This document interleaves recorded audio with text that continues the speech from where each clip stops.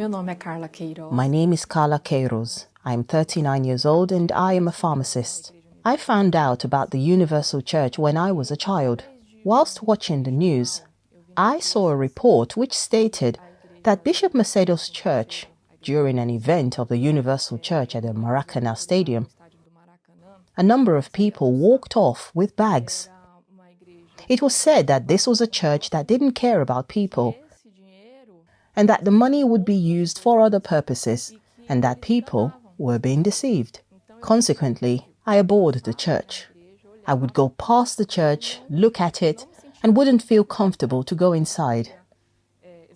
I didn't really know what God meant or what a church was. I didn't fit in the Catholic Church, so I was very uncertain as to what I had to do spiritually with my life. I used to drink a lot. I think that this was the point in my life where I would take out my frustrations on alcohol. I used to drink a lot. I would always work, and on the weekends, I would drink. I would drink a lot.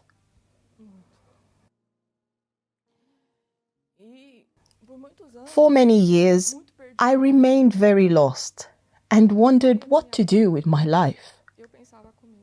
I thought, I need a family. I have to build a family. I need to be with someone. I met my husband and we had a daughter. Sometime after I had my daughter, 2 or 3 months later,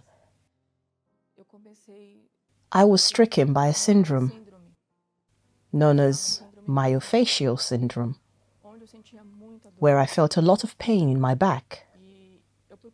I went to many doctors, more than 50 professionals.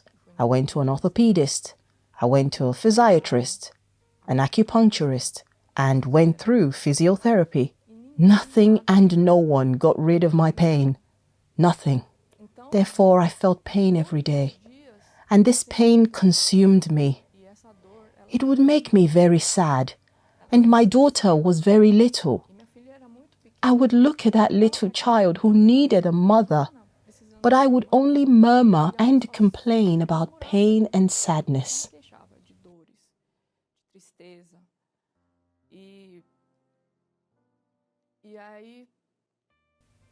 I then decided that I had to end my life. With everything that I was going through, especially with regard to the pain in my back. I turned on the television and there was a testimony from the Universal Church playing. I closely identified with that testimony. That was when I understood that I could have an answer. It still took me 4 or 5 days to really decide whether to go there or not. Every day, I would turn on the television, go on the same channel, and watch the program. Then, there was a time when the pastor said that we didn't have to worry about anything, that we should come as we were. He said that they would not care about what clothes we were wearing or how we presented ourselves, and that we did not have to come with our wallets. I felt reassured and said, well, okay, if I don't have to take my wallet, I'll go. I went there with my pain, frustrations, and discrimination. I entered the church and was still bothered about Bishop Edir Macedo. I didn't like him. I didn't like Bishop Macedo. I then started listening to Bishop Macedo's daily messages. Everything that I had built up against him started to break down.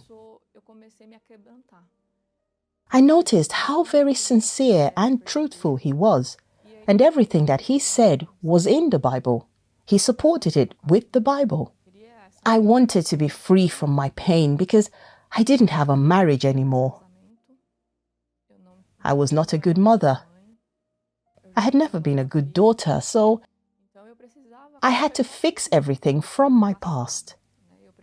I had to fix it all and believe that I could be a good daughter. that I could be a good mother, and that I could be a good wife. During the entire time that I was going to the church, the only thing that I wanted was my healing. I didn't care about anything else. I didn't understand what it meant to have the Holy Spirit. I didn't understand what it meant to help my neighbor. I didn't understand how to believe in God. I simply wanted my blessing. I simply wanted my healing. Perhaps if I had received it straight away, I would have taken my healing and left. I then started to understand that my healing was a consequence of my faith. I was the one who had to surrender really and truly, and then this would happen.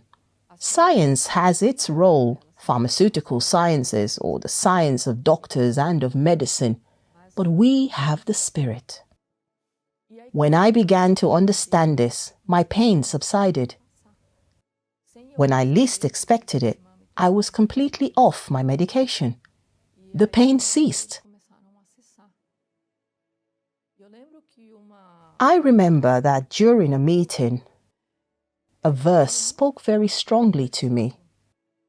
Take up your cross and follow me. And that's what I did.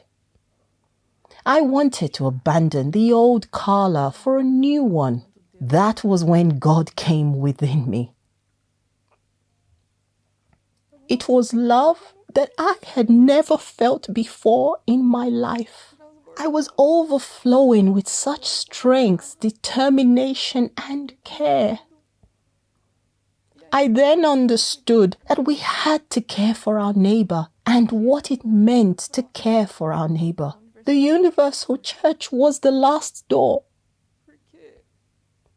Because I had thought of ending my life. Pain brings you to a halt. Pain brings you to a halt, but pain did not stop me. I still had the strength to knock on the last door, to overcome my discrimination against the church and Bishop Macedo, to step into the church and ask for help.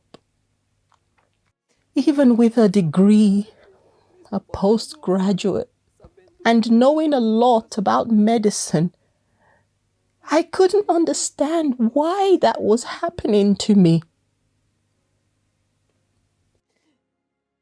I am very grateful for everything.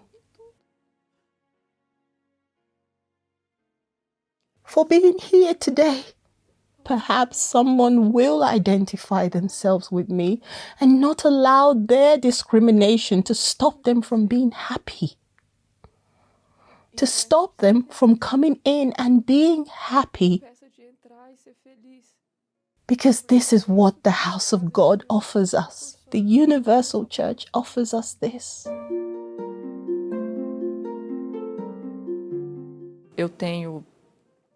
I face persecution. I face battles, but God within me gives me a lot of strength. I'm able to overcome them every day. Today, my marriage is restored. My husband also comes to the church. My daughter also comes to the church. We can't compare to what we were before. Before, my husband would see me crying constantly in a lot of pain. He didn't know how to deal with that. Today, I have a very happy marriage. The Holy Spirit is everything in my life. He gives me strength and might. The love of God is so great.